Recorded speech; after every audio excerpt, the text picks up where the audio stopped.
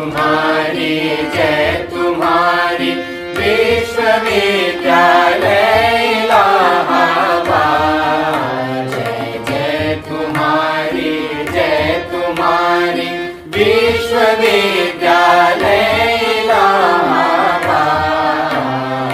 ज्ञान उद्गम ज्ञान संगम ज्ञान के इतिहास। ज्ञान उद्गम ज्ञान संगम ज्ञान के इतिहास। शत शत नमन है विश्वविद्यालय इलाहाबाद। सुंदरम सत्यम शिवम अवधारणा।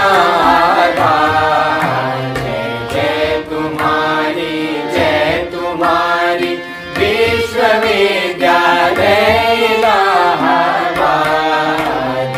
जय तुम्हारी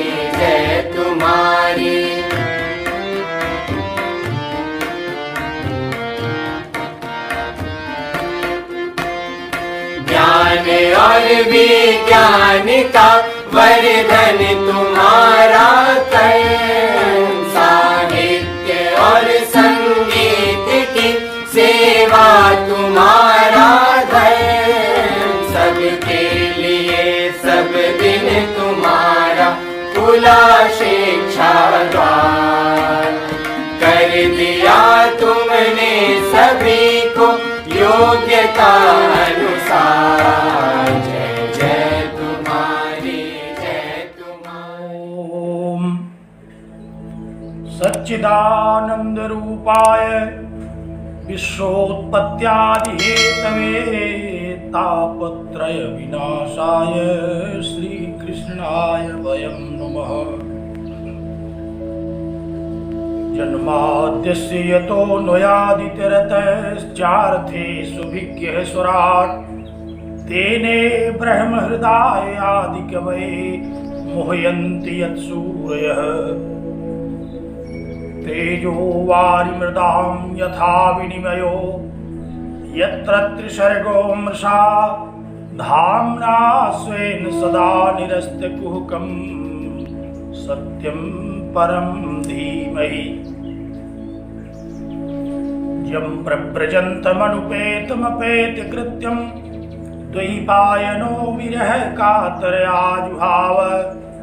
पुत्रेति तन्मयतया तरोभिनेदुः तं सर्वभूतहृदयं मुनिमानतोऽस्मि। ॐ पूर्णमदः पूर्णमिदं पूर्णात् पूर्णमुदच्यते पूर्णस्य पूर्णमादाय पूर्णमेवावशिष्यते। ॐ शान्तिः शान्तिः शान्तिः। अजामेकां लोहित शुक्ल कृष्णां बहवीः प्रजाः सृजमानां नमामः। अजायेतां जुष्माणा भजन्ते जहत्येनां भुक्तभोगां नुमस्तान्। जहत्येनां भुक्तभोगां नुमस्तान्। जगत विश्रुत इलाहाबाद विश्वविद्यालय प्रयागराज के परास्नातक एवं प्रथम वर्ष के प्रिय तेजस्वी छात्रों और छात्राओं, पूर्व छात्रों तथा सांख्य तत्वानुरागी सज्जनों, सांख्य तत्व कौमुदी के इस व्याख्यान में हम लोग सांख्य कारिका और सांख्य तत्व कौमुदी टीका के आधार पर यह अध्ययन करते हैं। दैहिक दैविक और भौतिक दुखों को नष्ट करने वाला यह सांख्य दर्शन बहुत ही महनीय शास्त्र है। यह महनीय शास्त्र आप सब लोगों का परम कल्याण करे, आप सब लोगों का मंगल करे, इस शुभकामना के साथ हम आप सबको नमन करते हैं। और उस नित्य शुद्ध बुद्ध मुक्त सत्य स्वभाव परम पिता परमेश्वर से यह प्रार्थना करते हैं कि आप सबकी बुद्धि को वह कुशाग्र करें, आपका चित्त एकाग्र हो और सांख्य के इस महनीय शास्त्र को आप हृदयंगम कर सकें। तो सांख्य कारिका में तत्व कौमुदी कार्य के अनुसार हम लोग मंगलाचरण पर विचार कर रहे हैं। बड़ा ही महत्वपूर्ण यह मंगलाचरण का श्लोक है, जिसमें सांख्य शास्त्र की सभी विषय वस्तुओं को, सांख्य शास्त्र के सभी रहस्यों को, सांख्य के तत्वों को आचार्य वाचस्पति मिश्र तत्व कौमुदी कार ने उद्घाटित किया। हम लोग प्रथम पंक्ति पर चर्चा कर चुके। अजाम एकाम लोहित शुक्ल कृष्णाम बहवीः प्रजाः सृजमानाम नमामः। इस पर हम लोगों ने विगत व्याख्यान में सुना, चर्चा की। स्मरण करें, अपने चित्त में उन सारी सुनी हुई बातों को पुनः स्मरण करें। एकाम लोहित शुक्ल कृष्णाम बहवीः प्रजाः सृजमानाम अजाम नमामः। सर्वप्रथम अजाम नमामः, उस अजा को हम लोगों ने नमस्कार किया, उस प्रकृति तत्व को हम लोगों ने नमस्कार किया, जो स्वयं तो उत्पन्न नहीं होती लेकिन इस जगत को स्वयं उत्पन्न करती है। अजाम अर्थात जो स्वयं उत्पन्न नहीं होती, उत्पत्ति धर्म से युक्त होते हुए भी स्वयं उत्पन्न नहीं होती, अपने आप को इस जगत के रूप में जो परिणमित करती है, इस जगत के रूप में जो प्रकृति अपने आप को आविर्भूत करती है, उस प्रकृति को हम लोगों ने नमस्कार किया। बहुत महनीय तत्व है यह प्रकृति, जो जगत का कारण है, और उस प्रकृति के स्वरूप पर भी हम लोगों ने चिंतन किया। आपको याद होगा, लोहित शुक्ल कृष्णाम, जो सत्व रजस और तमस इन तीनों गुणों से युक्त है। बहवीः प्रजाः सृजमानाम, जो बुद्धि तत्व से लेकर के पंच महाभूत पर्यंत 23 तत्वों को आविर्भूत करती है, अपने स्वयं को जो 23 तत्वों के रूप में प्रकट कर देती है। ऐसी वह प्रकृति, आपको याद होगा कि प्रकृति से सर्वप्रथम बुद्धि तत्व, बुद्धि तत्व से अहंकार तत्व, अहंकार तत्व से 16 तत्वों की उत्पत्ति, जिसमें पंच कर्मेंद्रियां, पंच ज्ञानेंद्रियां, मन और पंच तन्मात्र तथा पंच तन्मात्रों से पंच महाभूत, जो स्थूल भूत है, जो पृथ्वी जल तेज वायु और आकाश के रूप में इस जगत का कारण बनता है, इतने तत्वों को वह प्रकृति स्वयं प्रकट कर देती है। अपने आप को इतने तत्वों के रूप में वह प्रकट करती है। तो बड़ी महनीय सत्ता है, वह सर्वशक्तिवान है, जगत की उत्पत्ति करने में सामर्थ्यवान है। ऐसी उस प्रकृति को वयम नमामः, हम सब प्रणाम करते हैं। हम लोगों ने प्रकृति तत्व को प्रणाम पुनः कर लिया आज। और अब दूसरी पंक्ति पर आप ध्यान एकाग्र कीजिए। दूसरी पंक्ति को देखिए, क्या है दूसरी पंक्ति? पुस्तक अगर न हो तो इस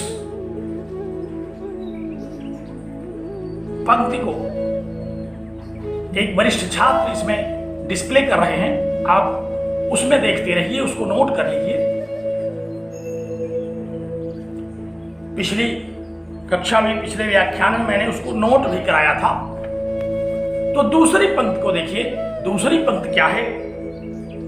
कहा कि अजाह ये ताम जुष्माणा भजन्ते जहत ते नाम भुक्त भोगाम नमस्तान तान नमामः। दूसरी पंक्ति में एक दूसरी सत्ता को नमस्कार कर रहे हैं। दूसरी सत्ता कौन सी है? पहली सत्ता के रूप में तो प्रकृति को एकाम कहा, एक वचनांत कर्म था वह। ताम नमामः, उस प्रकृति को हम लोग नमस्कार करते हैं जो अकेली है और जो 23 रूपों में अपने आप को प्रकट करती है, जो इस जगत का कारण है। ऐसी एक परासत्ता नामक जो प्रकृति नाम की है, उसको हम लोगों ने प्रणाम किया। और दूसरा तत्व कौन सा है? दूसरा तत्व अनेक है। दूसरा तत्व है पुरुष तत्व। पुरुष तत्वों में 2 प्रकार के पुरुषों की चर्चा यहां टीकाकार करते हैं। सांख्य 2 प्रकार के पुरुषों को मानता है। ध्यान रखिए, पुरुष शब्द यहां जिस अर्थ में अभी तक आप लोग जानते हैं वह अर्थ नहीं देता। ये जो पुरुष शब्द है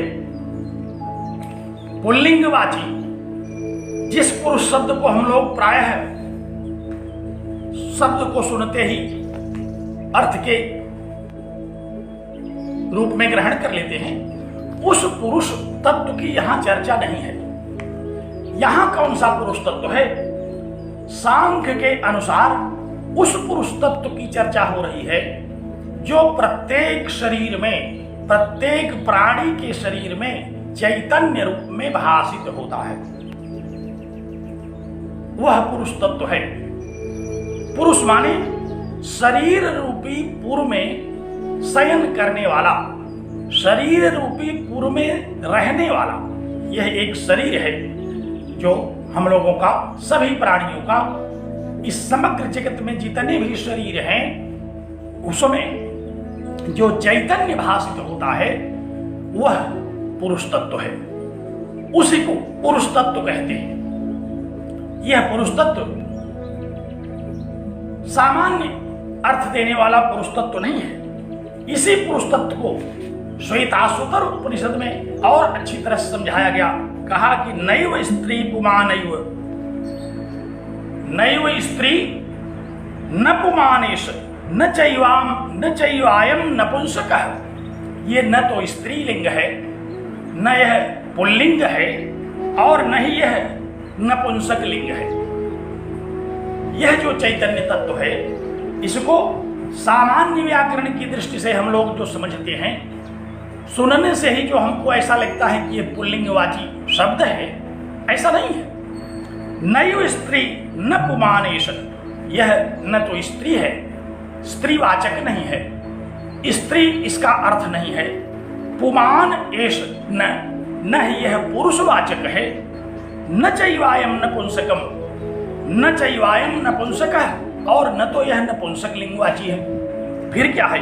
कहा यत् शरीरमादत्ते, जो शरीर धारण करता है, जो शरीर को धारण करता है, तेन तेन स युज्यते, और उन शरीरों के साथ संयुक्त होकर के जो अपने आप का ज्ञान करता है, जो चैतन्य स्वरूप में अपना ज्ञान करता है, अहंकार तत्व के द्वारा जिसको अपनी सत्ता का बोध होता है, वह है पुरुष तत्व।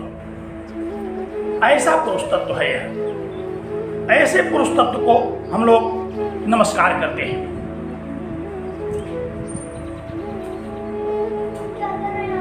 आप बैठ जाइए, चुपचाप बैठिए। तो नैव स्त्री न पुमानेश न चैवायम नपुंसकः यत् शरीरमादत्ते तेन तेन से युज्यते।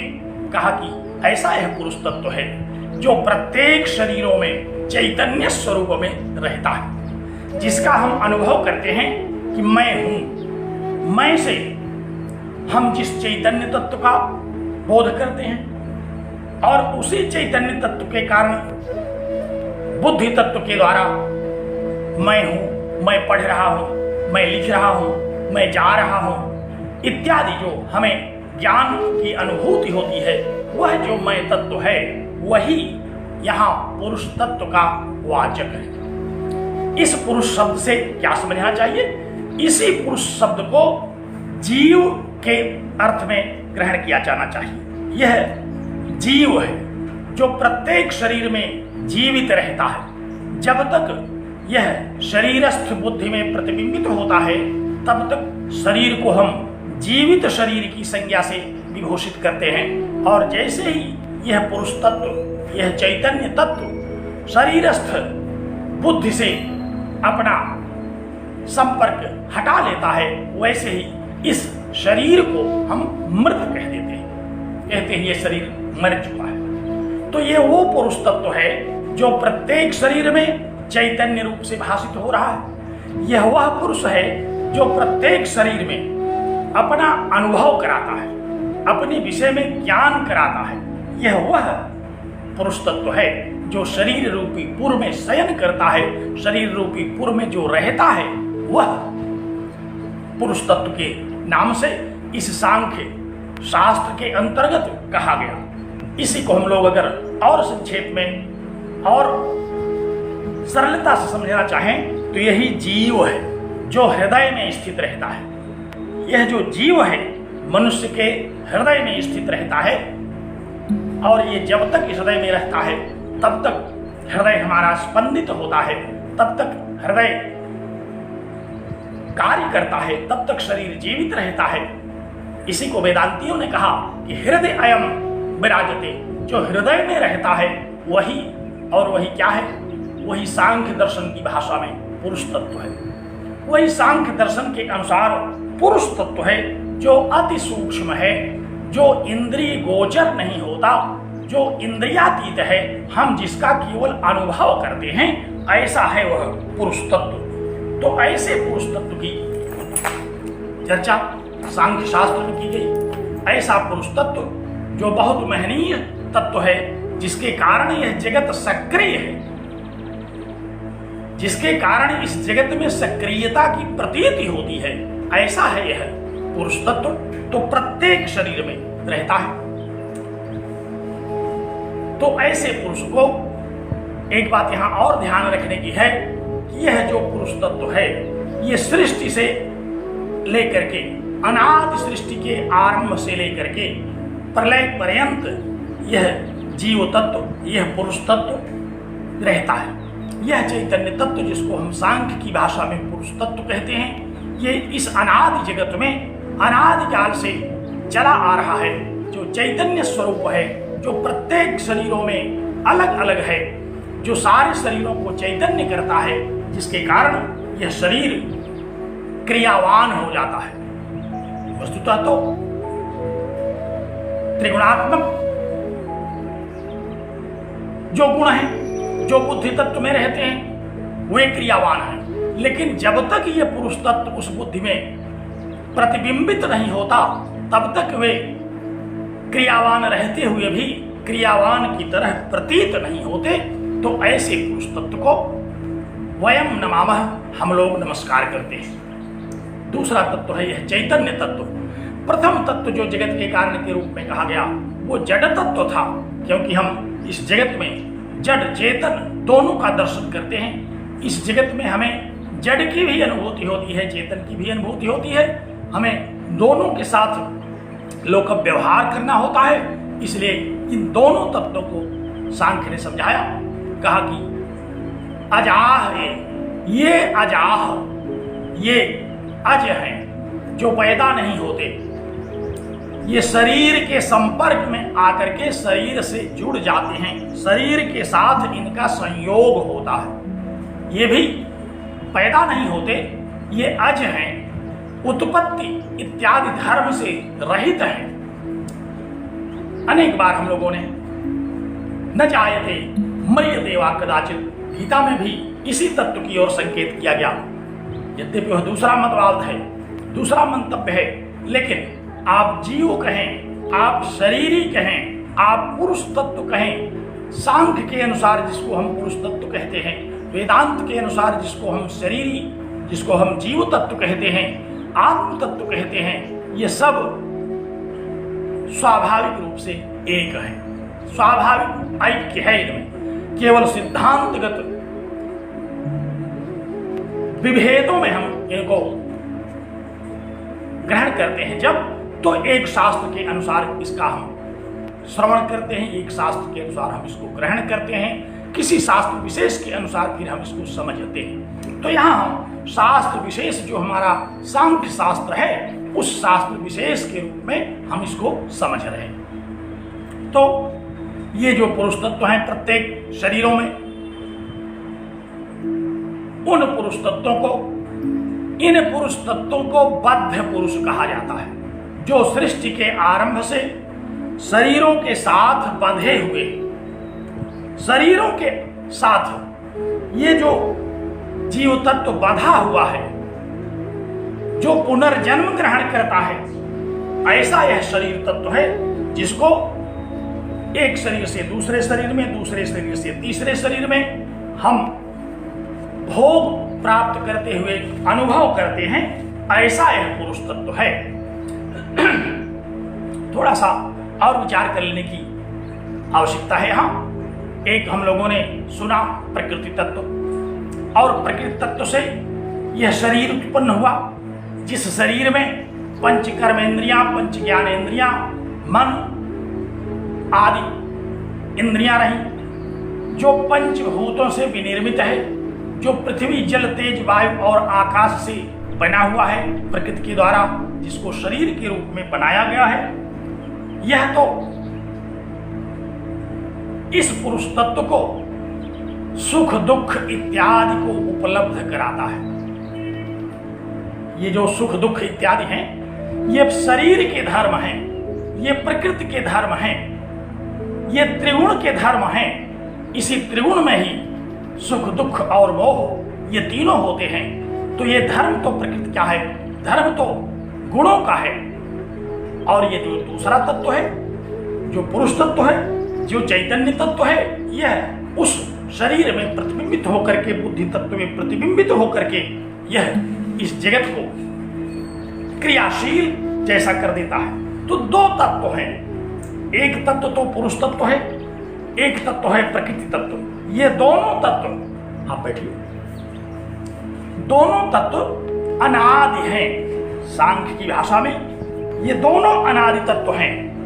प्रकृतिम पुरुषम चैव विध्यनादि उभौ अपि। इन्हीं दोनों तत्वों को भगवद गीता ने समझा दिया, कहा कि इनको आप अनादि जानिए। किनको? प्रकृतिम पुरुषम चैव, प्रकृति को और पुरुष तत्व को। जिस प्रकृति तत्व की चर्चा हम लोगों ने की, जो 23 तत्वों वाली, 23 तत्वों के विकार वाली प्रकृति तत्व है वह, और इस प्रकृति तत्व से उत्पन्न जो बुद्धि तत्व है, उसमें जो प्रतिबिंबित है जीव पुरुष तत्व वह, ये दो ऐसी सत्ताएं हैं जो अनादिकाल से चली आ रही हैं। इनको इसी रूप में समझ लीजिए। दो तत्वों की अनादिकालीन सत्ता है। कौन है वे दो तत्व? प्रकृति तत्व और पुरुष तत्व। विकारांश गुणांश विद्धि प्रकृति संभवान, कहा कि और यह जो विकारवान संसार है, जितने भेद प्रभेद इस संसार में हमको दिखाई देते हैं, वे सारे के सारे भेद प्रभेद प्रकृति संभवान, प्रकृति से उत्पन्न होते हैं। जो भी हमको स्थूल रूप इस जगत का दिखाई पड़ता है, इस स्थूल रूप के जितने भी भेद प्रभेद हमारी अनुभूति में आते हैं, ये सब प्रकृति संभवान विद्धि। इन सब को प्रकृति से उत्पन्न समझो। तो एक सत्ता ऐसी है प्रकृति, जो कि अनादिकाल से इस जगत के रूप में, इस जगत के विविध शरीरों को उत्पन्न करती चली आ रही है। जितने भी शरीर, जितने भी गुण, जितने भी सुख दुख और मोह, ये सब हैं, ये सब प्रकृति से उत्पन्न होते हैं। और संक्षेप में इसको अगर आप समझें तो कार्य करण, कार्य माने शरीर, जो इस प्रकृति का कार्य बन जाता है अंततः आकर के, और करण माने इसमें जो 11 इंद्रियां हैं जिसके द्वारा हम कार्यों को करते हैं, जो हमारी क्रिया के संपादन में साधकतम बनते हैं। इनमें ध्यान से सुनिए, कार्य माने शरीर और करण माने 11 इंद्रियां, पंच कर्मेंद्रियां और पंच ज्ञानेंद्रियां तथा मन। इनका हेतु कौन है? कहा कि हेतु प्रकृति उच्यते। इन सब का हेतु, इन सब का परम कारण प्रकृति है। और पुरुष तत्व जो इस बुद्धि तत्व में प्रतिबिंबित होता है, जो भोक्ता के रूप में रहता है, जो भोक्ता के रूप में रहता है, जो जीव तत्व के रूप में रहता है, जो सुख और दुखों को भोगने वाला है, पुरुष है, उसी को पुरुष तत्व कहते हैं। पुरुष है सर्व दुखानाम भोक्ता, सर्व सुखानाम भोक्ता। पुरुष जो है वह समस्त सुखों का, समस्त दुखों का भोक्ता है। और ये भोक्ता इत्यादि के रूप में हम इसको जानते हैं। तो भोक्ता में जो चैतन्य हेतु बना, भोक्तृत्व में जो चैतन्य की हेतुता हम लोग देखते हैं, वह तो पुरुष तत्व है। और शरीर तथा इंद्रियां, इन सब को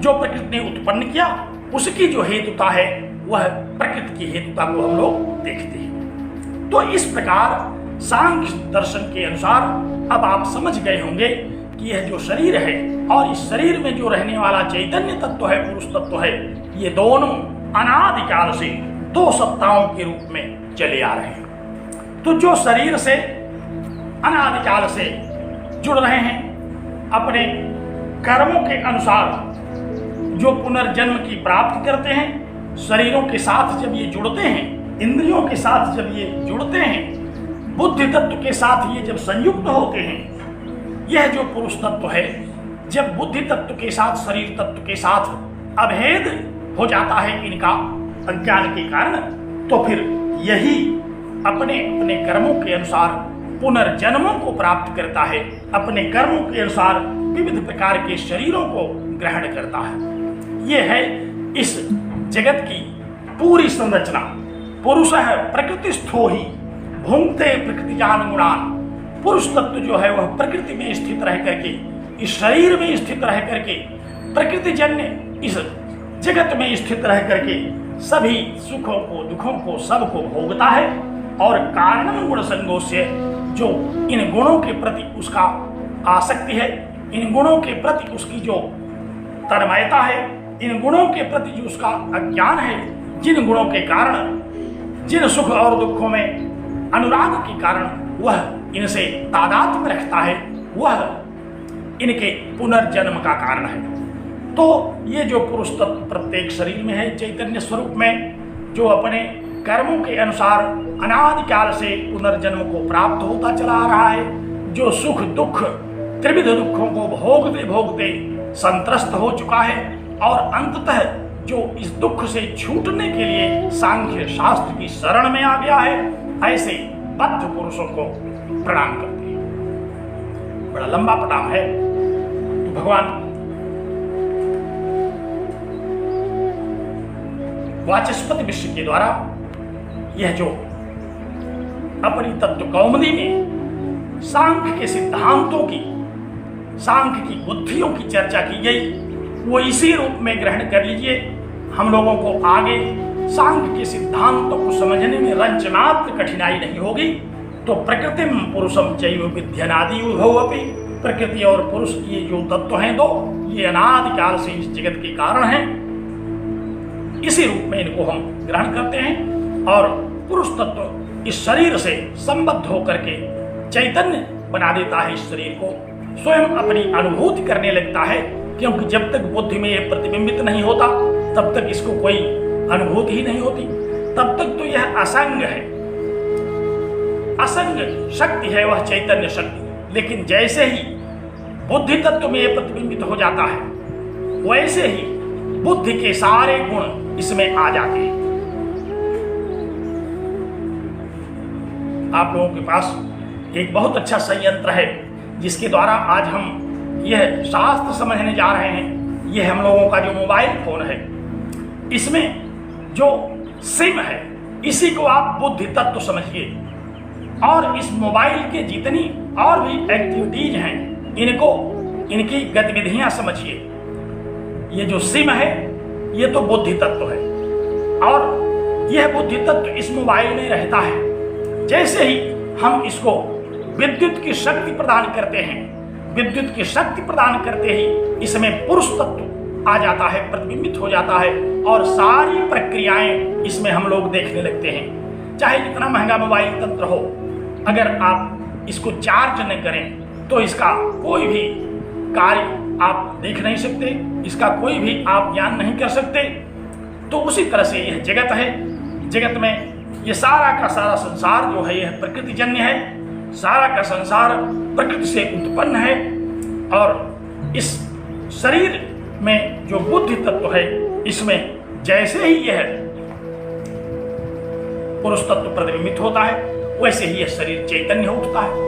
जैसे ही यह पुरुष तत्व शरीर तत्व से प्रतिबिंबित होकर के जन्म लेता है, वैसे ही शरीर का जन्म कहा जाता है।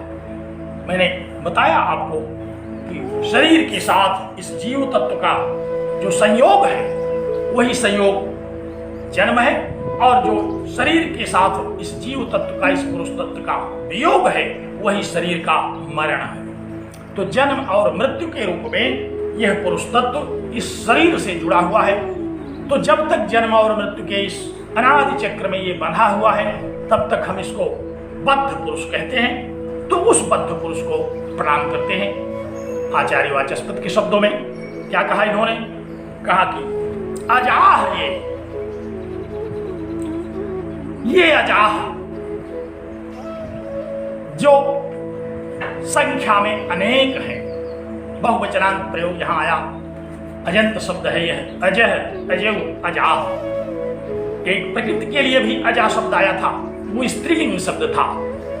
अजा, उसका बहुवचनांत जब बनता तो अजाह बनता। यहां भी बहुवचनांत में अजाह ही बन रहा है।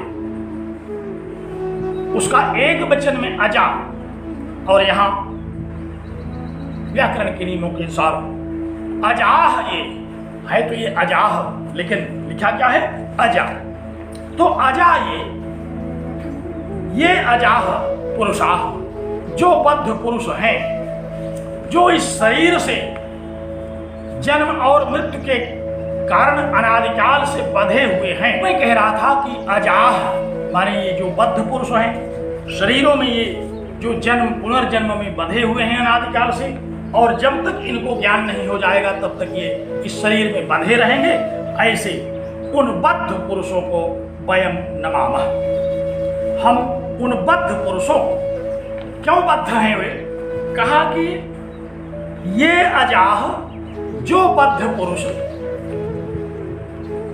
जुष्माणाम ताम भजन्ते, ताम माने प्रकृतिम, उस प्रकृति को भजन्ते सेवन्ते, सेवा करते हैं, उसका सेवन करते हैं। जो उस प्रकृति का क्या करते हैं? भोग करते हैं। उस प्रकृति के सुख दुख और मोह इत्यादि जो प्रकृति जन्य है, उसका जो भोग करते हैं, और अज्ञान के कारण जो प्रकृति को अपने से तादात्म्य युक्त देखते हैं, तान वयम नुमः, उन बद्ध पुरुषों को हम लोग प्रणाम करते हैं। तो ये अजाह जो बद्ध पुरुष हैं, जो उस प्रकृति के द्वारा प्रदत्त सुख दुख इत्यादि भोगों को प्रदान करते हैं,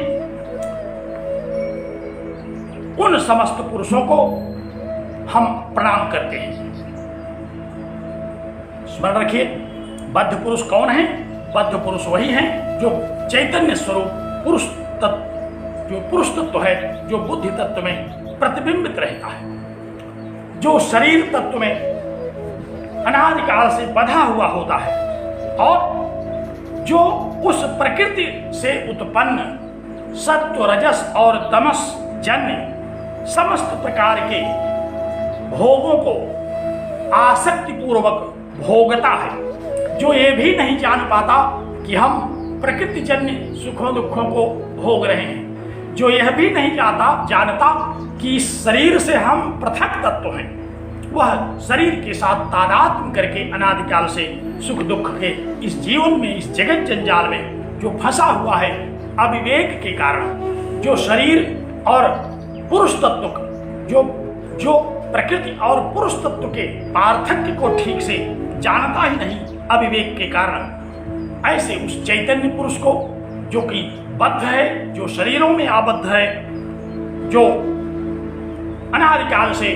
मुक्ति पर्यंत कैवल्य की प्राप्ति तक इसी जगत में विचरण करता रहेगा, विविध प्रकार के सुखों और दुखों को भोगता रहेगा, ऐसे बद्ध पुरुषों को हम प्रणाम करते हैं। तो दूसरा जो तत्व है पुरुष तत्व, उस पुरुष तत्व के भी अंतर्गत बद्ध और मुक्त इन दो संज्ञाओं से अभिहित किए जाने योग्य जो चैतन्य सत्ता है उसको हम नमस्कार करते हैं।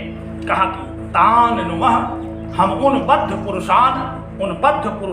पुरुषों को जो शरीर के साथ अनादिकाल से अपने संबंध को जोड़े हुए हैं अविवेक के कारण, जो प्रकृति और पुरुष के भेद को नहीं जानते, जो आत्म चैतन्य स्वरूप को नहीं जानते, प्रकृति की जड़ता को नहीं जानते, जो यह नहीं जानते कि प्रकृति के कारण उनको सुख दुख मिल रहा है, जो यह नहीं जानते कि वे स्वयं असंग हैं, उनको सुख दुख से कोई स्पर्श मात्र भी वास्ता नहीं है, लेकिन इसी अज्ञान के कारण जो अनादिकाल से जन्म और मृत्यु के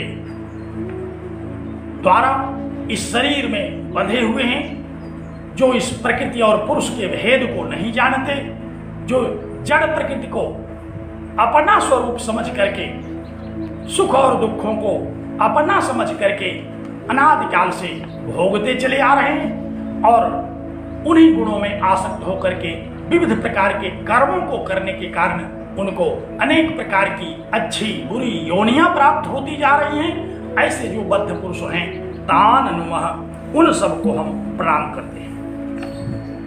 तो बद्ध पुरुष की क्या विशेषता है? बद्ध पुरुष की विशेषता यह है कि वो प्रकृति से उत्पन्न होने वाले सभी गुणों में आबद्ध है। वो ये नहीं जानता कि मेरा स्वरूप असंग है, बल्कि वह अपने स्वरूप को प्रकृति के गुणों से, प्रकृति के द्वारा प्रदत्त होने वाले सुखों और दुखों से अभिन्न समझता है। तो ऐसे उन बद्ध पुरुषों को हम प्रणाम करते हैं। तो अजाह ये ताम जुष्माणा भजन्ते, वे अनेक पुरुष, क्योंकि आगे हम लोग पुरुष के विषय में जब पढ़ेंगे पुरुष बहुत, तो पुरुषों की संख्या नियत नहीं है।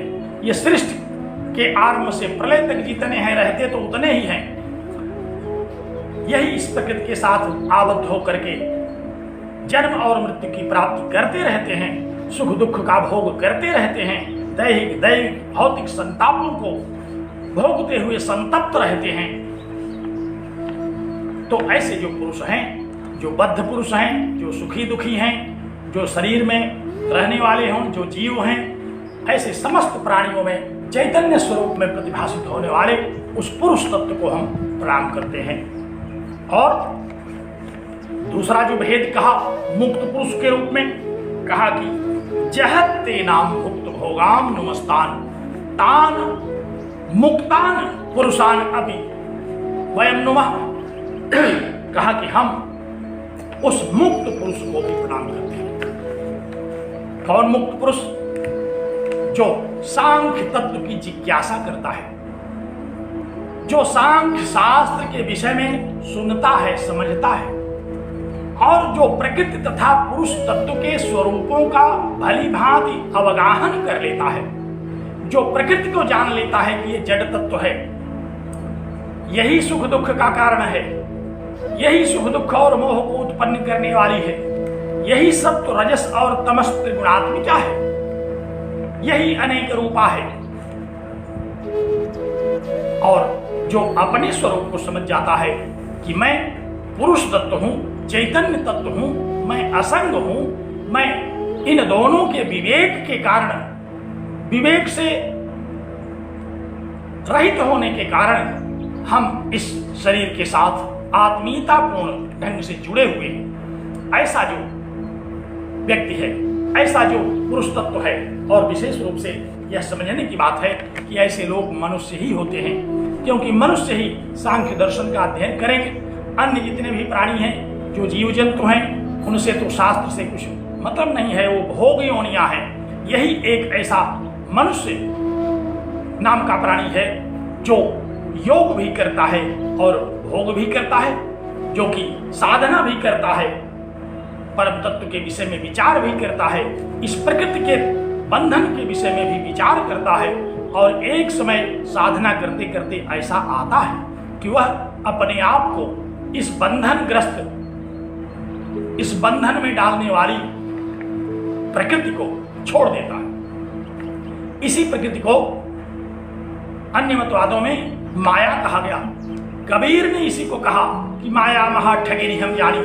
हम उस माया को बहुत ही ठगनी जानते हैं, अर्थात जो है तो जड़ लेकिन चेतन को अपने आप में आबद्ध किए हुए। त्रिगुण फांस लिए कर डोले, जो त्रिगुणात्मक फांस लिए है। जो त्रिगुण है उसका त्रिगुण क्या है? जो सत्व रजस और तमस नाम के तीनों गुण हैं, जो सुख दुख और मोह उसके स्वरूप हैं, उसी में सबको फांस करके, उसी में सबको बांध करके यह जगत संचालित हो रहा है। ऐसी उस प्रकृति पर विचार करना, ऐसी उस प्रकृति पर विचार करके सांख्य दर्शन के अनुसार मैं पुरुष तत्व हूँ, यह प्रकृति तत्व है, यह जड़ तत्व है, मैं चेतन तत्व हूँ। चेतन कभी जड़ नहीं हो सकता, जड़ कभी चेतन नहीं हो सकता।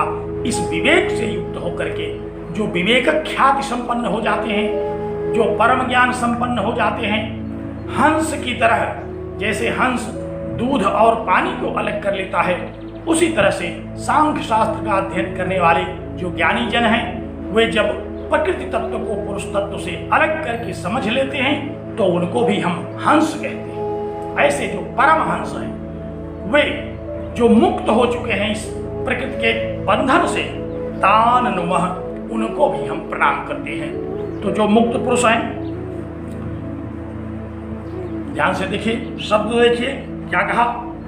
कहा कि जहत तेनाम भुक्त भोगाम, भुक्त भोगाम एनाम जहति।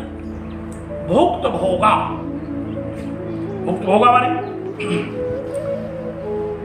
भुक्त भोगा को ठीक से समझ लीजिए। भुक्त भोगाम एनाम प्रकृतिम जहति, एनाम प्रकृतिम जहति। इस प्रकृति को जो जहति माने छोड़ देता है, जहति परित्याग करने के अर्थ में है, ओहाक त्यागे रूप चलता है। जहति जहीत है, जहाति जहीत है, जहति रूप बनता है, बहुवचन का रूप है। जहाति जहीत है, जहति। तो जो पुरुष जहति परित्यजंती, इस प्रकृति को त्याग देते हैं, इस प्रकृति की दुख रूपता को समझ करके, इस प्रकृति की बंधन रूपता को समझ करके, एनाम जहति, जो इस प्रकृति को परित्याग कर देते हैं, जो इस प्रकृति का परित्याग कर देते हैं। कैसी प्रकृति का? कहा भुक्त भोगाम। अब इसको ठीक से समझना पड़ेगा थोड़ा सा आपको। भुक्त भोगाम का मतलब क्या? सुनने से तो ऐसा इसका तात्पर्य समझ में आता है कि जैसे भुक्त भोगो यया, जिसने सारे भोगों को भोग लिया है, वो हुआ भुक्त भोगा। लोग कहते हैं भुक्त भोगी हैं, अर्थात सारे भोगों को इन्होंने भोग लिया है। लेकिन ये तात्पर्य यहाँ औचित्यपूर्ण नहीं है, क्योंकि प्रकृति तो जड़ है, प्रकृति तो भोगती नहीं। भोक्तृत्व जो तत्व है, भोक्ता तत्व जो है, वह पुरुष तत्व को माना जाता है। तो प्रकृति तो स्वयं भोगती नहीं, इसलिए ये तात्पर्य यहाँ नहीं है, बल्कि इसका तात्पर्य लक्षणा से आचार्यों ने ग्रहण किया। क्या ग्रहण किया? कहा कि पुरुषाय संपादितम यावत भोग्यत्वेन, भोग्य समस्त विषयों को पुरुष के लिए जो प्रदान करती है, समस्त भोग्य वस्तुओं को पुरुष को जो प्रदान कर चुकी है, और अब ज्ञान उनको हो गया, इसलिए अब वे इसके किसी भोग को ग्रहण नहीं करते, अर्थात भोग को प्रदान करने की इसका जो अधिकार था, वह जो अधिकार समाप्त हो चुका है।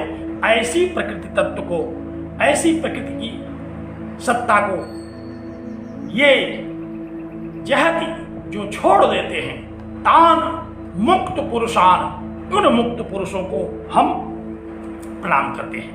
तो जो मुक्त पुरुष हैं, जो इस प्रकृति तत्व को समझ लिए कि यही है हमारे बंधन का कारण, इसी में ये त्रिगुणात्मिका प्रकृति का सुख दुख और मोह है, इसी सुख दुख और मोह में हम अनादिकाल से बद्ध हैं। इसी सुख दुख और मोह के यथार्थ स्वरूप को न समझ पाने के कारण हम नाना प्रकार के अच्छे बुरे कर्मों में सन्नद्ध हैं, और अपने अच्छे बुरे कर्मों को करने के कारण हम अनेक अच्छी बुरी योनियों में जन्म लेने लगे हैं, जो इस रहस्य को नहीं जानते।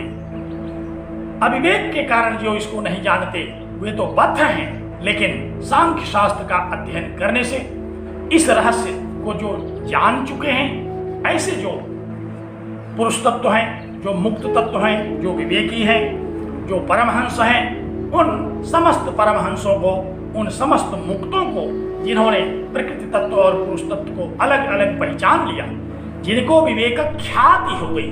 विवेक ख्याति माने पुरुष तत्व अलग है, प्रकृति तत्व अलग है। यह अलग अलग ज्ञान होना ही विवेक होता है। विवेक माने अलग अलग ज्ञान होना। प्रकृति का स्वरूप अलग है, पुरुष का स्वरूप अलग है, ये जानना। प्रकृति का स्वरूप जड़ है, पुरुष का स्वरूप चैतन्य है, यह जानना, इसी को विवेक कहते हैं। और यही विवेक जब स्थित हो जाए ज्ञान के रूप में, तो इसी को विवेक ख्याति कहते हैं। ये साधना का विषय है। ये सांख्य शास्त्र का बारंबार अभ्यास करने से, सांख्य शास्त्र के अध्ययन मनन श्रवण निध्यासन से एक समय ऐसा आता है कि हम इस प्रकृति तत्व को और इस पुरुष तत्व को, दोनों को अलग अलग समझ जाते हैं। इसी को कहते हैं विवेक ख्याति। तो ऐसे पुरुष तत्व जो विवेक ख्याति संपन्न है, ऐसे पुरुष तत्व जो प्रकृति और पुरुष के अलग अलग स्वरूप से भली भांति अवगत हो चुके हैं, जो यह जान चुके हैं कि प्रकृति बंधन का कारण है और ज्ञान ही इसका, विवेक ज्ञान ही इससे मुक्ति का कारण है। प्रकृति के बंधन में रह करके हम कभी भी दैहिक भौतिक दुखों से छूट नहीं सकते। जो इस बात को जान चुके हैं, जो यह जान चुके हैं कि केवल एक साधन है इससे छूटने का, प्रकृति पुरुष का विवेक होना, जो इस बात को समझ चुके हैं कि सांख्य तत्व, सांख्य शास्त्र के अंतर्गत उपदिष्ट जो ज्ञान है, उससे युक्त होना ही इस सुख दुख से छूटने का एकमात्र उपाय है। अनादिकाल से इस बंधन में पड़े रहने से छूटने का एकमात्र उपाय है। ऐसा ज्ञान संपन्न कर चुकने वाले, जो प्रकृति तत्व से अपने आप को पृथक कर लेने वाले चैतन्य तत्व हैं, जो पुरुष तत्व मुक्त स्वरूप में हैं, उन मुक्त पुरुषों को हम प्रणाम करते हैं। तो पुरुष तत्व जो है चैतन्य तत्व, उसके दो विभाग कर दिए गए, बंधन और मुक्ति की दृष्टि से। जो शरीर के त्रिगुण तत्व में सुख दुख और मोह में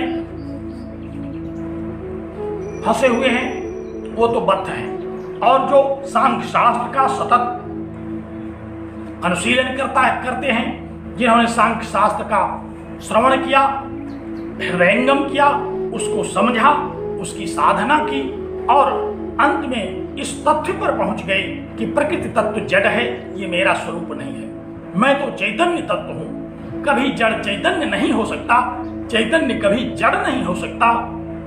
जो इस रहस्य को जान चुके हैं और जो इस दुख त्रय से ऐकांतिक रूप से छूटने की प्रबल इच्छा रखते हैं, जो दैविक और भौतिक दुखों से सदा के लिए छूटने की इच्छा रखते हैं, ऐसे जो तत्व ज्ञानी है, जो यह जानते हैं कि ये इन दो तत्वों का यथार्थ ज्ञान ही तत्व ज्ञान है, इन दोनों तत्वों का पार्थक्य बोध ही यथार्थ ज्ञान है।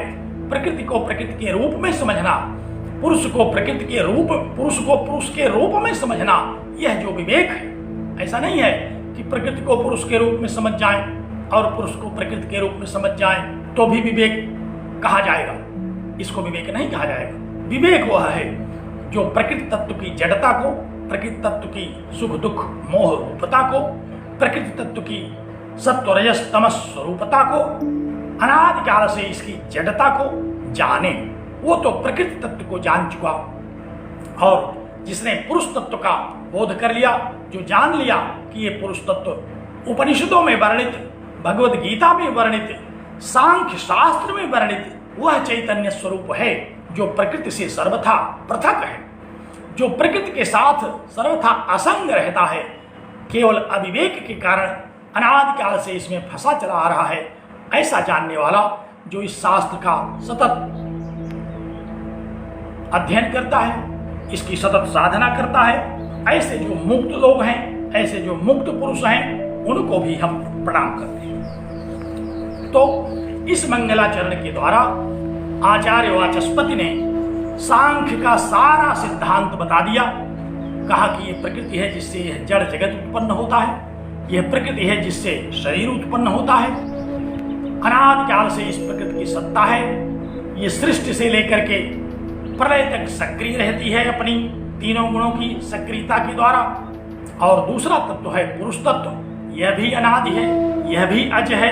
दोनों उत्पन्न नहीं होते, किसी अन्य कारण से इनको उत्पन्न नहीं कहा जाता, बल्कि ये उत्पन्न करते हैं। उसमें भी उत्पन्न करने का जो कार्य है वो प्रकृति का है। और प्रकृति पुरुष का ये जो संयोग है, प्रकृति में पुरुष का जो प्रतिबिंबित होना है, यही प्रकृति और पुरुष का संयोग है। जैसे ही पुरुष तत्व बुद्धि तत्व में प्रतिबिंबित होता है तो बुद्धि तत्व चेतनवती सी हो जाती है और पुरुष तत्व ज्ञानवान सा हो जाता है, क्योंकि वस्तुतः ज्ञानवान नहीं है पुरुष तत्व, वह तो शुद्ध चैतन्य है। बुद्धि के संयोग में आने से उसमें बुद्धि का स्पर्श होता है और वो बुद्धिमान सा हो जाता है। जैसे हम लोग बुद्धिमान से बुद्धिमान नहीं है, क्योंकि बुद्धिमान होना, बुद्धि होना, ये तो प्रकृति का स्वरूप है।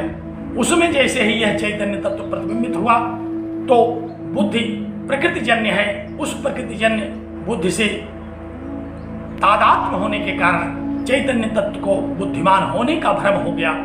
और वह जो जड़ तत्व है बुद्धि तत्व, उसमें पुरुष तत्व के तादात्म्य होने से उसको चेतन होने का भ्रम हो गया। ये अनादिकाल से भ्रम चला आ रहा है और ये भ्रम तब तक दूर नहीं होगा जब तक हम दुखों से संत्रस्त होकर के इस सांख्य शास्त्र की शरण में नहीं जाते। तब तक हम अनादिकाल से अनेक योनियों में अपने सदसद कर्मों के कारण विविध शरीरों को ग्रहण करते हैं, सुख दुख और मोह की प्रताड़नाओं से हम युक्त होते हैं।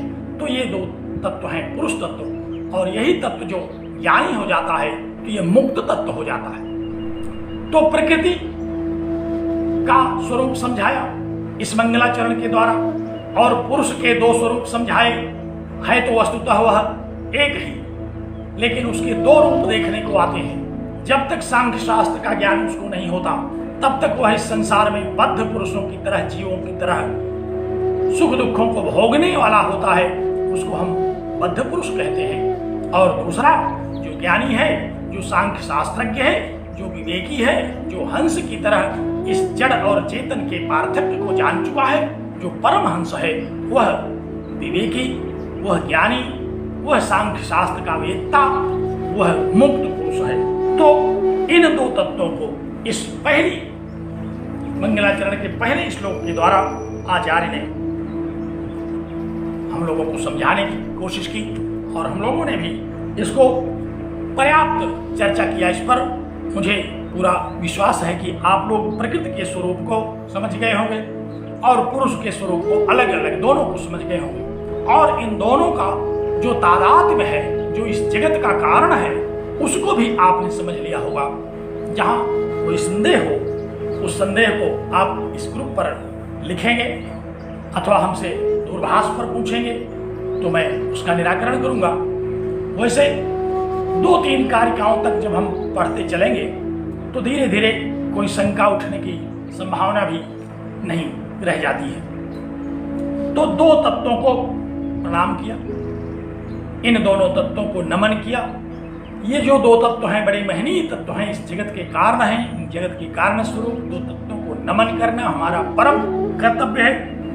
हम इन दोनों तत्वों को सर्वप्रथम प्रणाम करते हैं क्योंकि ये हमारे अस्तित्व के कारण है, ये हमारे जन्म के कारण है, ये इस जगत के जन्म के कारण है, ये हमारे अज्ञान के भी कारण हैं और इन्हीं के विवेक ज्ञान से हमको मुक्ति मिलेगी, ये इसके भी कारण है। तो ऐसे दो तत्वों को आचार्य वाचस्पति मिश्र ने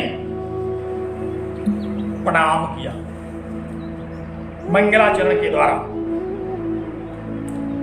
आप ध्यान देंगे, कुछ जिज्ञासाएं आपके मन में उठ सकती हैं कि आखिर जब पुरुष तत्व चैतन्य था तो फिर इस प्रकृति तत्व को, जड़ को क्यों प्रणाम किया? पहले पुरुष तत्व को करना चाहिए था। पहली पंक्ति में इन्होंने जड़ तत्व को क्यों प्रणाम कर लिया? क्योंकि इन दोनों में हम लोग अगर अपनी अभी इस बुद्धि से विचार करें, जो बुद्धि अभी हमारे पास है अज्ञानी, तो प्रकृति सर्वशक्तिमान है, क्योंकि इस जगत को उत्पन्न करने की सारी शक्तियां प्रकृति में है। इस संसार में जितने भी जीव अपने जन्म और मृत्यु के भोगों को प्राप्त कर रहे हैं, उन सब को सुख दुख और मोह प्रदान करना ये प्रकृति के द्वारा किया जा रहा है। तो प्रकृति सर्वशक्तिमान है, एक तरह से इस जगत को संचालित करती है, उत्कृष्ट है पुरुष की तुलना में। पुरुष तो असंग है, वो यदा कदाचित जब उसमें प्रतिबिंबित हो जाता है, जैसे आप जल रखे हुए हों किसी थाल में और सूर्य का प्रतिबिंब उसमें पड़ जाए, जैसे आप दर्पण में कभी सूर्य को प्रतिबिंबित करके अंधकार की ओर कर देते हैं तो वहां भी प्रकाश प्रतिबिंबित होने लगता है। उसी तरह से उस जड़ बुद्धि में जब ये चैतन्य तत्व प्रतिबिंबित हो जाता है तो वह बुद्धि चेतनवती सी हो जाती है। वह चेतनवती होना, जो हम लोगों को यह अनुभव हो रहा है कि हम चेतनवान हैं, वो क्यों हो रहा है? क्योंकि बुद्धि तो प्रकृति जन्य है, उसमें पुरुष का जो चैतन्य स्वरूप है वह दोनों मिलकर के एक दूसरे से तादात्म्य ग्रहण कर लिए हैं। अब दोनों एक हो गए हैं और इतना एक हो गए कि अब उन दोनों को पृथक पृथक समझना सामान्य बुद्धि के बाहर है। जैसे चीनी और पानी दोनों को मिला लेते हैं हम लोग, तो दोनों मिलकर के शरबत का रूप धारण कर लेते हैं, बड़े सुस्वादु होते हैं, हम लोग उनका रसास्वादन करते हैं। अब हम सामान्य स्थितियों में उन दोनों को पृथक नहीं कर सकते, उसके लिए वैज्ञानिक विधि का प्रयोग करना पड़ेगा। उसी तरह से ये जो जीव है, जो पुरुष तत्व है, और ये प्रकृति जन्य जो बुद्धि तत्व है, इन दोनों में ऐसा तादात्म्य हो जाता है कि इनके तादात्म्य का हमें पता तक नहीं चलता। हम अनादिकाल से इन सुख दुख को अपना सुख दुख मानते हैं और ये बुद्धि इस चेतन को अपना स्वरूप मानती है और इसी रूप में यह अनादिकाल से यह संसार चला आ रहा है। तो ऐसा यह सांख्य शास्त्र का सिद्धांत है, इसलिए सर्वप्रथम प्रकृति तत्व को प्रणाम किया गया। आचार्य ने प्रथमतः प्रकृति तत्व को प्रणाम करके इस बात को सुस्पष्ट कर दिया कि पुरुष की तुलना में इन दोनों तत्वों का अगर हम तुलनात्मक अध्ययन करें तो इन दोनों तत्वों का तुलनात्मक दृष्टि से विचार करने पर प्रकृति तत्व ही श्रेष्ठ है। और फिर उन्होंने पुरुष तत्व को प्रणाम किया, क्योंकि बिना चैतन्य का प्रतिबिंब हुए इस सर्वशक्तिमान प्रकृति में सर्वज्ञता नहीं आएगी। यह जो प्रकृति है तो बुद्धि इसी में, लेकिन ये बुद्धिमती प्रतीत कब होगी? जब इसमें चैतन्य का प्रतिबिंब होगा। ये सक्रिय जगत के वर्तमान स्वरूप में कब होगी? जब इसमें प्रकृति तत्व का और पुरुष तत्व का तादात्म्य होगा। इन दोनों के तादात्म्य के बिना जगत का यह जो जड़ जंगम स्वरूप संचालित हो रहा है अनादिकाल से और अनंत काल तक जो संचालित होता रहेगा, इसका बोध नहीं हो सकता। तो ये जो दो तत्व हैं, इन दोनों तत्वों में सर्वप्रथम आचार्य ने प्रकृति तत्व को प्रणाम किया, क्योंकि वह पुरुष तत्व की तुलना में देखा जाए तो उससे श्रेष्ठ है। और फिर पुरुष तत्वों में भी पहले बद्ध तत्वों को प्रणाम किया, क्योंकि वे बद्ध तत्व प्रसन्न हो जाएं तभी हम लोगों को सांख्य का अध्ययन करने देंगे, अन्यथा हम सांख्य का अध्ययन नहीं करने पाएंगे, कहीं न कहीं बांध ले जाएंगे और अंततः उस नित्य जो शुद्ध चैतन्य है पुरुष तत्व, उसको नमस्कार करते हैं। इन दो तत्वों को नमस्कार किया। इन दोनों तत्वों को नमस्कार करने में आचार्य ने जो नमस्कार करने की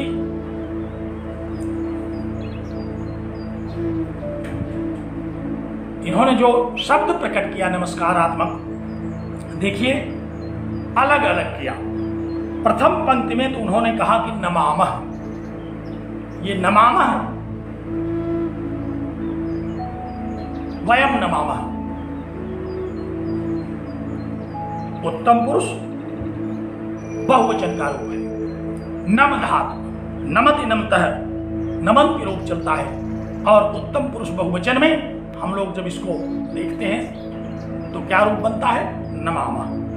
और दूसरी पंक्ति में नुमः रूप बना। ये नुमः कहां से आया? ये भी नु धातु है, नु स्तवने, इसका भी रूप चलता है नवति, नुतः, नुवंती। और उत्तम पुरुष बहुवचन में नुमः, एक वचन में नवमी, नुवः, नुमा रूप बनेगा। तो आचार्य हैं, ये विद्वान हैं, मनीषी हैं, इनको व्याकरण का, इनको शास्त्र का अथाह ज्ञान है। ये एक शब्द के द्वारा चाहते तो काम चला सकते थे, लेकिन इन्होंने अपनी विद्वत्ता के कारण दो दो क्रियापदों का प्रयोग किया। दोनों क्रियापद एक अर्थ को देने वाले हैं। और ये वयम नमामः और वयम नुमः, यह मुख्य वाक्य है। वयम हम लोग, हम अध्येता लोग, हम गुरु और शिष्य परंपरा से जो भी सांख्य शास्त्र का अध्ययन करने के लिए उद्यत हुए हैं, वे सब लोग इस परम तत्व को, जो दो परम तत्व यहाँ हैं, प्रकृति तत्व और पुरुष तत्व, इन दोनों को हम प्रणाम करते हैं। तो नमस्कारात्मक क्रियाओं का इन्होंने प्रयोग किया। अभी हम अगली कारिका जब देखेंगे तो वहां एक तीसरा पद आएगा इसी अर्थ में। तो आपको पता है कि ये कारक पढ़ते समय अगर आपको स्मरण हो तो हम लोगों ने एक सूत्र पढ़ा था, नमः स्वस्ति स्वाहा सुधा अलम वषट योगाच्च। वहां नमः शब्द आया था, जिसके साथ वह प्रयुक्त होता है उसमें चतुर्थी विभक्ति होती है। वो जो नमः था वो अव्यय था, उसका रूप नहीं चलता, वो उसी रूप में ज्यों का त्यों बना रहता है नमः। लेकिन ये जो रूप है नमामः, ये नमामः जो है ये णम धातु का रूप है और नमति नमतः रूप इसका बना, तो बहुवचन उत्तम पुरुष में नमामः बन गया। और नु धातु से नुमः रूप जो बना, ये भी उत्तम पुरुष बहुवचन में नुमः बन गया। और भी रूप है इसी को, जब हम लोग नमस्कृ बना लेते हैं तो भी ये फिर धातु रूप की तरह चलने लगता है। नमस्करोति, नमस्कुरुतः, नमस्कुर्वन्ति। और एक रूप और बनता है णु स्तवने, नुवति, नुवतः, नुवन्ति रूप चलता है। तो नु धातु के अनेक प्रयोग हम लोगों को नमस्कारात्मक क्रियापदों में देखने को मिलता है। इस प्रकार आचार्य ने अपनी विद्वत्तापूर्ण इस प्रस्तुति में जो मंगलाचरण के रूप में उन्होंने प्रकट किया, उसमें इन्होंने सांख्य के सारे सिद्धांतों का ज्ञान उड़ेल दिया। सांख्य शास्त्र है क्या, सांख्य शास्त्र में कौन सी जो परम सत्ताएं हैं उनका, और ये संसार क्या है, उन्होंने इस बात को बताया कि ये जो प्रकृति पुरुष संयोग है, ये जो प्रकृति और पुरुष का तादात्म्य है, यही संसार है। ये जगत तब तक चलता है और तब तक क्या सदैव इसी तरह से चलता है। इसमें दो तत्वों का यह एक तादात्म्य है, एक चैतन्य तत्व है, एक जड़ तत्व है। और सांख्य शास्त्रीय ज्ञान के परिणाम स्वरूप जब इन दोनों का हमें, जब तक तो संयोग है तब तक तो संसार है, प्रकृति पुरुष संयोग ये तो संसार है, लेकिन ज्ञान के कारण जब प्रकृति पुरुष वियोग हो गया तो फिर ये मुक्ति है, तभी ये कैवल्य है। एक बात यहां और समझने की है, ऐसा नहीं है कि शरीर छोड़ देने के बाद ये दोनों अलग हो जाते हैं, क्योंकि ये दोनों तो अनादिकाल से एक में है। ये जो पंच कर्मेंद्रियां, पंच ज्ञानेंद्रियां, मन, अंतःकरण, ये सब मिलकर के सूक्ष्म शरीर बनते हैं और इस सूक्ष्म शरीर में बुद्धि रहती है और उस सूक्ष्म शरीर की बुद्धि में पुरुष तत्व प्रतिबिंबित रहता है। वही पुरुष तत्व से प्रतिबिंबित सूक्ष्म शरीर, जिसकी हम 40वीं कारिका में चर्चा करेंगे, यही सूक्ष्म शरीर बना हुआ है। इसी को जीव कहते हैं। एक शरीर से दूसरे शरीर में यही संक्रमण करता है, यही अपने किए हुए कर्मों का फल भोगता है। नहीं तो तब तो फिर कर्म फल का सिद्धांत गलत हो जाएगा। अगर मृत्यु के बाद ये पुरुष तत्व प्रकृति तत्व से अलग हो जाए तब तो फिर कर्म फल का सिद्धांत गलत हो जाएगा। इसलिए ये पुरुष तत्व और प्रकृति तत्व ये दोनों एक दूसरे से तब तक तादात्म्य युक्त रहते हैं जब तक सांख्य शास्त्रीय ज्ञान के द्वारा इनको दोनों का विवेक नहीं हो जाता, जब तक सूक्ष्म शरीर से भी पुरुष तत्व अपने को पृथक नहीं कर लेता, तब तक ये सृष्टि चलती रहती है, तब तक ये पुरुष बद्ध रहता है, तब तक ये जीव के रूप में नाना प्रकार के सदसद कर्मों को करता रहता है और सदसद कर्मों के द्वारा नाना प्रकार की सदसद योनियों को प्राप्त करता रहता है और कर्म फलों को भोगता है। तो यह जो स्थूल शरीर है, ये तो स्थूल शरीर है, लेकिन इसमें जो सूक्ष्म शरीर है, मन बुद्धि चित्त अहंकार इत्यादि जो सूक्ष्म शरीर है, इसका हम वर्णन करेंगे। उसमें यह पुरुष तत्व प्रतिबिंबित बना रहता है और अनादिकाल से उसी सूक्ष्म शरीर में प्रतिबिंबित है। इतना सूक्ष्म है वह जो कि हमारी इंद्रियों का विषय नहीं बनता, लेकिन हमारे जन्म और मृत्यु का विषय बनता है, हमारी जन्म और मृत्यु का कारण बनता है। उस तत्व को समझना है। सांख्य शास्त्र का सिद्धांत उस तत्व को समझाने के लिए प्रवृत्त हुआ है जो सूक्ष्म शरीर से भी इस चैतन्य तत्व को पृथक करने में समर्थ है, लेकिन इसकी अपनी पद्धति है। हम पूरे शास्त्र को अध्ययन करने के बाद उस पद्धति से युक्त होंगे, उस पद्धति से अवगत होंगे और फिर वह साधना हमारे लिए हो सकती है। वर्तमान में तो हमारी साधना परीक्षा के लिए है। परीक्षा में जो शास्त्र हमारी परीक्षा में, चाहे वो एमए की परीक्षा हो, चाहे आगामी यूजीसी की परीक्षाएं हों, किसी भी कंपटीशन की परीक्षा हो, उसमें जो सांख्य शास्त्रीय विषय हमें परीक्षा में देखने को मिलता है, उसको हम इस रूप में समझते हैं। तो संक्षेप में आचार्य ने इस मंगलाचरण के द्वारा प्रकृति और पुरुष तत्व दोनों को प्रणाम कर लिया और मंगलाचरण इन्होंने 2 श्लोकों में किया। हम लोग उसको भी देख लें। हम लोगों के पास 2 घंटे का समय होता है। आपको स्मरण करा दूं मैं, यह जो हमारी कक्षा है ये 2 घंटे की है और इस 2 घंटे में बड़े धैर्य से हम लोग जब सुनते हैं तो विषय पर्याप्त हो जाता है, क्योंकि 1 घंटे में तो आधा समय भूमिका में चला गया और आधा समय विषय का प्रतिपादन करने में। लेकिन जो हमारे पास 2 घंटे होते हैं तो हम 2 घंटे में विषय का प्रतिपादन पर्याप्त कर लेते हैं। 2 घंटे में आप लोग सब युवा हैं, थकेंगे नहीं और थकने वाला विषय ये नहीं है, बड़ा आनंददायी विषय है, बड़ा ज्ञानवर्धक है। तो दूसरा जो मंगलाचरण का दूसरा श्लोक है, आप उसको देखिए। बड़ा सरल है, बहुत संक्षिप्त है, वो भी नमस्कारात्मक है। उसमें गुरु परंपरा को प्रणाम किया आचार्य वाचस्पति मिश्र ने, क्योंकि ये हमारी पद्धति है मंगलाचरण करने की कि हम अपने अभीष्ट देवता को प्रणाम करते हैं, उसका स्मरण करते हैं और फिर गुरु को प्रणाम करते हैं, क्योंकि बिना गुरु की कृपा के ज्ञान नहीं हो सकता। गुरु की कृपा ही हमको ज्ञान करा सकती है। तो ऐसे इस गुरु परंपरा को प्रणाम करते हैं। ध्यान से देखिए। कपिलाय महामुने शिष्याय तस्य चासुरे। पुस्तक की ओर दृष्टि डालिए,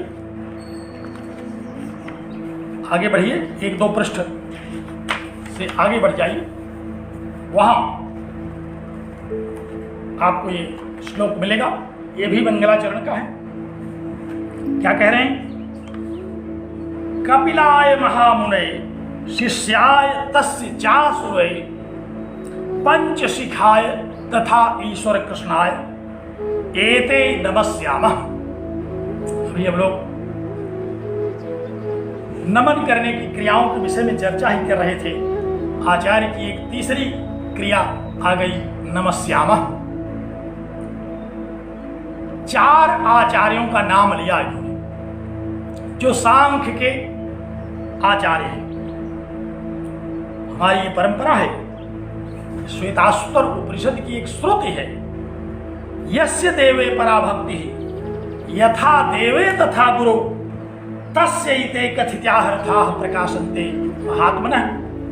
कहा कि यस्य देवे परा भक्ति, अपने अभीष्ट देव में जिसकी परा भक्ति होती है, जिसका परम विश्वास होता है, यथा देवे तथा गुरु, जैसी अपने अभीष्ट देवता में श्रद्धा होती है उसी तरह से गुरु में भी जब श्रद्धा होती है तो हम जो भी विषय पढ़ते हैं, जो भी शास्त्र हम पढ़ते हैं, वो प्रकाशित होते हैं। क्या कहा श्रुति ने? यस्य देवे परा भक्ति, यस्य माने यस्य पाठकस्य, जिस पाठक की, जिस श्रद्धालु की, जिस अध्येता की देवे भक्ति, अपने अभीष्ट देव में पराभक्ति होती है, परम विश्वास होता है। और जैसा उस अभीष्ट देवता में पराभक्ति हो, विश्वास हो, श्रद्धा हो, उसी तरह से जब गुरु में भी श्रद्धा होती है तो ऐसे लोग जो अभीष्ट देवता में श्रद्धा रखते हैं और अपने गुरु में भी श्रद्धा रखते हैं, वो महान है, महात्मा कहा जाए उनको। तो ऐसे महात्माओं के हृदय में कथिताः अर्थाः प्रकाशन्ते, जो शास्त्र कहे सुने जाते हैं वे प्रकाशित होते हैं, वे समझ में आते हैं। तो क्योंकि जब तक गुरु वंदना नहीं कर लेंगे तब तक वंदना अधूरी होगी।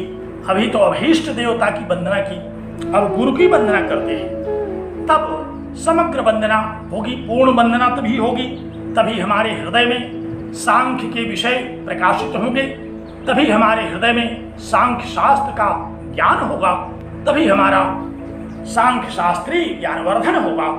तो इसलिए आचार्य ने गुरु वंदना की। और ये गुरु कौन से गुरु हैं? ये सांख्य शास्त्र के गुरु हैं, ये सांख्य शास्त्र के आचार्य हैं। और सबसे पहले सांख्य शास्त्र के आदि प्रवर्तक, जिनके विषय में मैंने आरंभिक कक्षाओं में चर्चा किया था, जो हमारे भगवान के 5वें अवतार के रूप में कहा जाता है, जिनको कपिल 5वां अवतार है, जो 24 अवतारों में अवतारवाद की हमारी मान्यता है, उसमें ये 5वें अवतार के रूप में कपिल, भगवान कपिल को कहा जाता है। तो कपिलाय महामुने, महामुनि कपिल को नमस्यामः, हम नमस्कार करते हैं। ऐसे महामुनि कपिल जो कि जन्म से ही अप्रतिहत ज्ञान वाले हैं, जो ईश्वर की ही सत्ता के रूप में हम उनको मानते हैं, तो उनको तो जो भी ज्ञान है वह उनका अपना सहज ज्ञान है।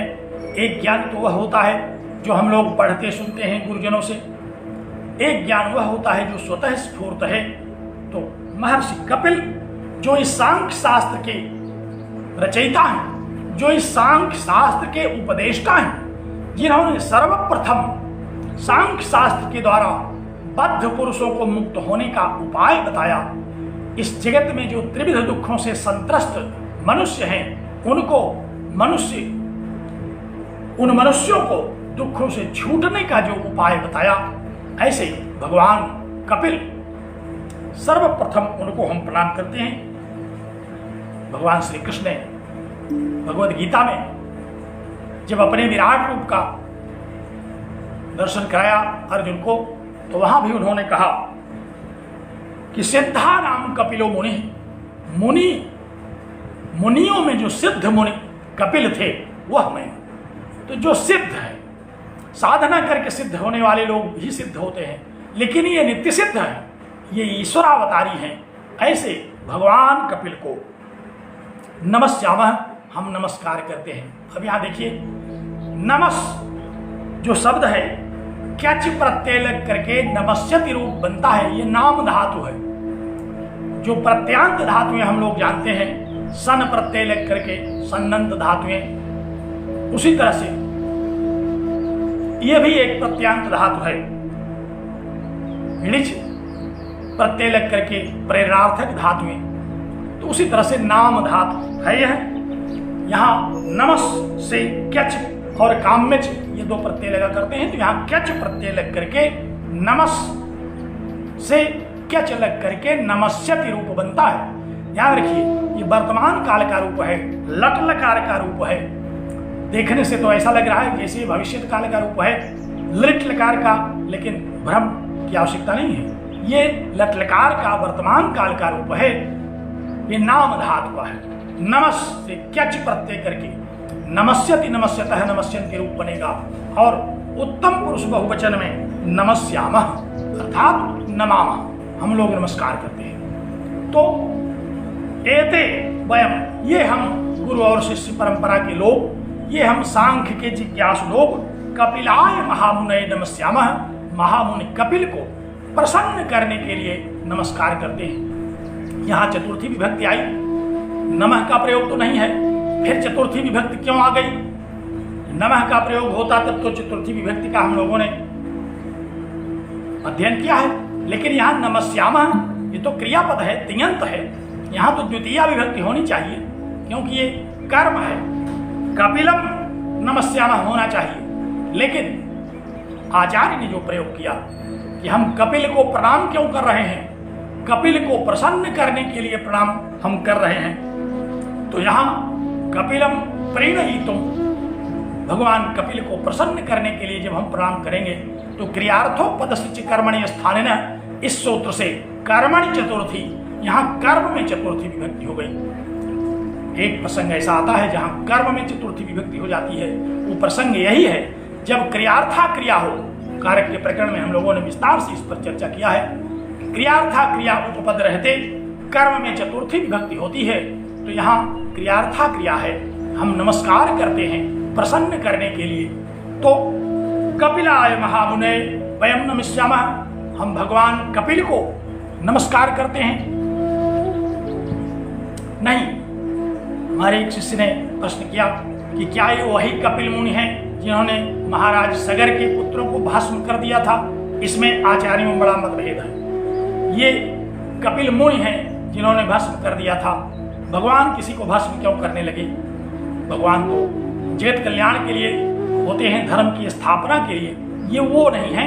अगले वर्ष जब आप दर्शन वर्ग में आएंगे तो वहां हम कपिल कितने हुए, कौन कौन से कपिल हुए, उन सब की हम चर्चा करेंगे। यहाँ तो केवल इतना जानिए कि ये कपिल ईश्वरावतार हैं, भगवान के 5वें अवतार हैं। सर्वप्रथम इन्होंने सांख्य दर्शन का उपदेश किया, उपदेष्टा आचार्य हैं, अवतारी हैं।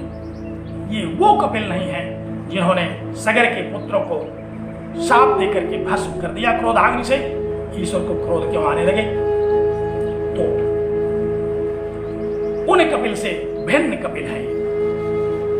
कपिल अनेक हुए, बहुत सारे कपिलों को तो आप लोग जानते ही हैं।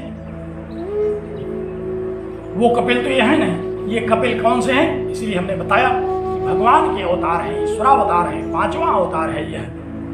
तो कपिलाय महामुनि कपिल को हम नमस्कार करते हैं उनको प्रसन्न करने के लिए। और शिष्याय तस्य चासुरे, उनकी शिष्य परंपरा में एक बार महर्षि कपिल ने बहुत दिनों के बाद जब सांख्य शास्त्र का धीरे धीरे लोप होने लगा तो अपने एक श्रद्धालु को, अपने एक भक्त को जिनका नाम था आसुरी, उनको उन्होंने सूक्ष्म शरीर धारण करके पुनः उपदेश दिया। तो इस रूप में आसुरी को भी उनका शिष्य माना जाता है। तो कपिलाय महामुने, महामुनि कपिल भगवान कपिल, सांख्य के उपदेष्टा कपिल को हम सर्वप्रथम प्रणाम करते हैं, उनको प्रसन्न करने के लिए, उनका आशीर्वाद प्राप्त करने के लिए, जिससे कि हमें सांख्य शास्त्र समझ में आए। और पुनः किसको प्रणाम किया? कहा कि कपिल मुनि के द्वारा उपदेश को प्राप्त करने वाले, निर्वाण चित्त के द्वारा जिन्होंने महर्षि आसुरी को, मुनि आसुरी को जिन्होंने उपदेश दिया, ऐसे मुनि आसुरी को भी हम, उनको भी प्रसन्न करने के लिए, अपने अनुकूल करने के लिए, उनका आशीर्वाद प्राप्त करने के लिए उन्हें प्रणाम करते हैं। पंच शिखाय तथा पंच शिखाचार्य, जो कि 5 शिखाओं को रखने के कारण पंचशिख नाम से जाने जाते हैं, सांख्य के धुरंधर आचार्य जो परम सिद्ध योगी थे, उनको भी हम लोग प्रणाम करते हैं। तथा ईश्वर कृष्णाय, तथा आचार्य ईश्वर कृष्ण जिन्होंने इस सांख्य तत्व, इस सांख्य कौमुदी को लिखा, सांख्य शास्त्र को लिखा, जिन्होंने सांख्य कारिकाओं को जिन्होंने लिखा, ऐसे आचार्य ईश्वर कृष्ण को अनुकूल करने के लिए हम प्रणाम करते हैं। तो इस गुरु परंपरा के द्वारा 4 आचार्यों को भी प्रणाम कर लिया गया। और प्रणाम की बड़ी महिमा है। गुरु को प्रणाम किए बिना ज्ञान नहीं होता। श्रुतियों का यह कथन है कि दुर्लभो विषय त्यागो दुर्लभम तत्व दर्शनम। विषयों का त्याग करना बड़ा दुर्लभ है, वैराग्य ग्रहण करना बड़ा दुर्लभ है। हम लोग सोच तो लेते हैं, सुन तो लेते हैं, लेकिन हम कितना कर पाते हैं ये बड़ा दुर्लभ है, बहुत कठिन कार्य है, बहुत साधना का विषय है। दुर्लभम तत्व दर्शनम, तत्व दर्शन करना तो और दुर्लभ है। सांख्य और सांख्य के अंतर्गत जो प्रकृति पुरुष तत्व हैं, इन दोनों का हम जब वैराग्यपूर्ण ढंग से सतत इनका श्रद्धा पूर्वक अनुसंधान करेंगे, श्रद्धा पूर्वक जब हम इनका स्मरण करेंगे, तब हमें यह अवगति होगी कभी, और वो भी सदगुरु करुणाम बिना न, सदगुरु की करुणा के बिना नहीं। जब तक कोई सदगुरु, जब तक कोई सांख्य शास्त्र का वेत्ता आचार्य हमको नहीं मिलेगा, तब तक हम इस महनीय शास्त्र को समझ नहीं पाएंगे। नास्ति तत्वम गुरोः परम, गुरु के समान कोई दूसरा तत्व नहीं है। ऐसे परम गुरु को, सांख्य शास्त्र के ऐसे आचार्यों को इन्होंने प्रणाम किया। गुरु प्रसादतः सर्वम लभ्यते शुभमात्मनः, गुरु की कृपा से ही ये सारे के सारे शुभ, सारे के सारे कल्याणकारी ज्ञान, जगत कल्याण करने वाले जो ज्ञान हैं, ये सब गुरु की कृपा से ही प्राप्त होते हैं। इस परंपरा की श्रद्धा पूर्वक विनती की, गुरु परंपरा को प्रणाम किया। हम लोग गुरु परंपरा में विश्वास रखते हैं। गुरु ब्रह्मा गुरु विष्णु गुरुदेव महेश्वरा, गुरु साक्षात पर ब्रह्म, गुरु को हम साक्षात पर ब्रह्म की संज्ञा से घोषित करते हैं, क्योंकि वह हमारे अज्ञान को नष्ट करता है, हमको ज्ञान प्रदान करता है और हमारे ज्ञान को स्थायी करता है। इसलिए जैसे परम ब्रह्म इस जगत को उत्पन्न करता है, इस जगत की स्थिति रखता है और अंततः इस जगत का विनाश कर देता है, उसी तरह से जो गुरु है वो हमारे अज्ञान का विनाश कर देता है, हमारे ज्ञान को उत्पन्न करता है हमारी बुद्धि में और उसे अस्थायी रखता है। तो ऐसे गुरु को, ऐसी गुरु परंपरा को आचार्य वाचस्पति मिश्र ने इस मंगलाचरण के अंतर्गत प्रणाम किया, श्रद्धांजलि दी। इन गुरुओं को श्रद्धा पूर्वक इन्हें नमन किया। श्रद्धा के द्वारा नमन करने से ही हमारे मन में श्रद्धा का प्रसार होता है, और बिना श्रद्धा के ज्ञान नहीं होता। भगवद गीता में भी भगवान श्री कृष्ण ने कहा है, श्रद्धावान लभते ज्ञानम तत्पर है संयतेन्द्रियः। जो श्रद्धावान होता है उसी को ज्ञान प्राप्त होता है। जो अपनी संयत इंद्रियों के द्वारा ज्ञान प्राप्त करने में तत्पर होता है श्रद्धा पूर्वक, उसी को ज्ञान की प्राप्ति होती है। तो ऐसी ज्ञान की प्राप्ति के लिए, ऐसे सांख्य शास्त्र के अवगत के लिए, इस महनीय शास्त्र को जान करके त्रिविध दुखों से मुक्ति प्राप्त करने के लिए आचार्य वाचस्पति मिश्र ने इन दोनों मंगलाचरणों के, इन दोनों श्लोकों के द्वारा जो मंगलाचरण किया, हम लोगों ने उसका एक सामान्य अध्ययन किया, एक संक्षिप्त इस पर हम लोगों ने चर्चा की। हमें विश्वास है कि आप लोगों ने इसको ध्यान से सुना। रेंगम किया और इस फेसबुक का जो वीडियो है इसको आप निरंतर श्रवण करेंगे, बारंबार श्रवण करेंगे तो जो भी कहीं संदेह होगा वो दूर होगा। जितने भी अन्य संदेह हैं उनका भी हम एक एक करके निराकरण करते चलेंगे। अब हम सांख्य शास्त्र का आरंभ करेंगे। अभी तो मंगलाचरण कर रहे थे, यह सांख्य शास्त्र का हम आरंभ कल करेंगे। कल भी हम सांख्य शास्त्र पर ही चर्चा करेंगे। हमने सोचा कि एक सप्ताह के 2 दिनों में 4 घंटे हम लोग सांख्य शास्त्र पढ़ेंगे, फिर जब निरुक्त शास्त्र शुरू करेंगे तो इसी तरह से उसको भी पढ़ेंगे, तो एक निरंतरता बनी रहेगी। निरंतरता के द्वारा हमें शास्त्र का विशेष ज्ञान होगा। तो आज की कक्षा अब मैं यही बंद करता हूँ, पूर्ण करता हूँ। आइए मंगलाचरण करते हैं। ओम पूर्णमदः पूर्णमिदं पूर्णात् पूर्णमुदच्यते पूर्णस्य पूर्णमादाय पूर्णमेवावशिष्यते। ओम शांति शांति शांति।